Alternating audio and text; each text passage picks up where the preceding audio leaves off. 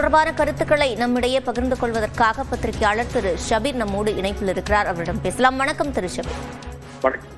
இப்ப 8 தொகுதிகள் விடுதலை சிறுத்தைகள் கட்சிக்கு ஒதுக்கப்பட்டிருக்கிறது, எப்படி பாக்குறீங்க?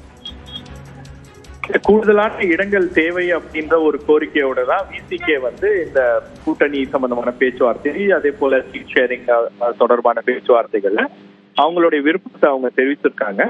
அதே போல திமுக தரப்புலையும் இந்த முறை கூடுதலான இடங்கள் கொடுக்க வேண்டும் அப்படின்ற ஒரு கண்ணோட்டத்தில் தான் அவர்களும் இருந்தார்கள். ஆனால் தொகுதிகள் மற்ற கூட்டணி கட்சியினர்லாம் அதிகமான தொகுதிகளை கேட்கிறாங்க. குறிப்பா சிபிஐ சிபிஎம்லாம் அதிகமான தொகுதிகளை எதிர்பார்க்கிறாங்க. மற்ற புதிய கட்சிகளையும் அவங்க உள்ள கொண்டு வந்துட்டாங்க அப்படின்னும் போது எப்படி அகாமடேட் பண்ண போறாங்க அப்படின்றது. பட் விசிகேக்கு அவங்க ஆல்ரெடி ப்ராமிஸ் பண்ணியிருந்தாங்க. ஏன்னா விசிகே மற்ற கட்சிகளை டீல் பண்ற மாதிரி விசிகே டீல் பண்ண முடியாது அப்படின்றது தான் இதுல இருக்கக்கூடிய மிக முக்கியமான விஷயம். ஏன்னா விசிகே ஒரு காடர் பேஸ்ட் பார்ட்டி. ரெண்டாவது அது அங்கீகரிக்கப்பட்ட ஒரு அரசியல் கட்சியாக மாறி இருக்கிறது. அதுக்கு தனி சின்னம் என்பது இருக்கிறது.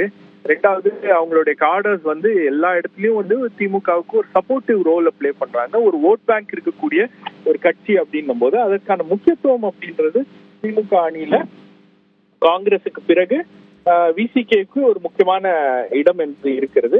விசிகேவும் ஒரு முக்கியமான ரோல் பிளே பண்ணுது அப்படின்ற போது அந்த கட்சிக்கு கூடுதல் இடங்கள் கொடுப்பதுதான் சரியான ஒரு நடவடிக்கையாக இருக்க முடியும். அதை அவர்கள் செய்திருக்கிறார்கள். இந்த தொகுதிகளே விசிகேவை பொறுத்த வரைக்கும் ரொம்ப கம்மி தான். ஏன்னா அவங்க எதிர்பார்த்தது 10க்கும் மேல அப்படின்ற ஒரு நம்பர்ஸ் தான் முதல்ல அவங்க பேச்சுவார்த்தையின் போது முன்வைத்தார்கள்.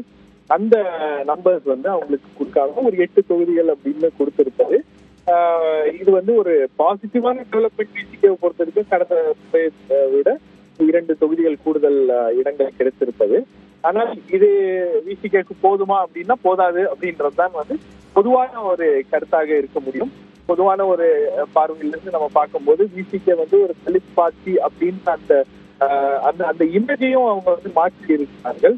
அது ஒரு வெகுஜன அமைப்பாகவும் அது மாறி இருக்கிறது. பல்வேறு இடங்கள்ல அவங்களுடைய மற்ற ஆக்டிவிட்டிஸ் இருக்கு இல்லையா, அதாவது திமுக அணி ஆன்டி பிஜேபி ஃப்ரண்ட் அப்படின்னு சொல்லக்கூடிய அந்த இடத்துல ரொம்ப ஸ்ட்ராங்கா ஆன்டி பிஜேபி பாலிடிக்ஸ் பேசக்கூடிய ஒரு கட்சியாக விசிகே இருக்கிறது அப்படின்னும் போது விசிகே பல்வேறு விதமான நடவடிக்கைகளும் கள ரீதியாக அவர்கள் முன்னெடுத்திருக்கிறார்கள் அப்படின்னும் போது அவர்களுக்கு 8 தொகுதிகள் அப்படின்றது என்னை பொறுத்த வரைக்கும் குறைவானதான். அதிகமாக கொடுத்திருக்கலாம்.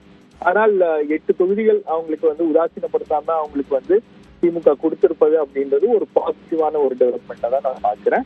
அது மட்டும் இல்லாம பாண்டிச்சேரியிலையும் ஒரு விதமான ஒரு இணக்கமான ஒரு சூழல் ஏற்பட்டிருக்க வேண்டும். ஆனால் பாண்டிச்சேரியில அது நடக்கல அப்படின்னும் போது நிச்சயமா அது பாண்டிச்சேரியை பொறுத்த வரைக்கும் ஒரு செட் ஆகுது. பட் தமிழ்நாட்டை பொறுத்த வரைக்கும் இந்த நம்பர்ஸ்க்கு அவங்க செட்டில் ஆகியிருக்கிறது அப்படின்றது ஒரு பாசிட்டிவான ஒரு அப்ரோச்சா தான் நான் பாக்குறேன்.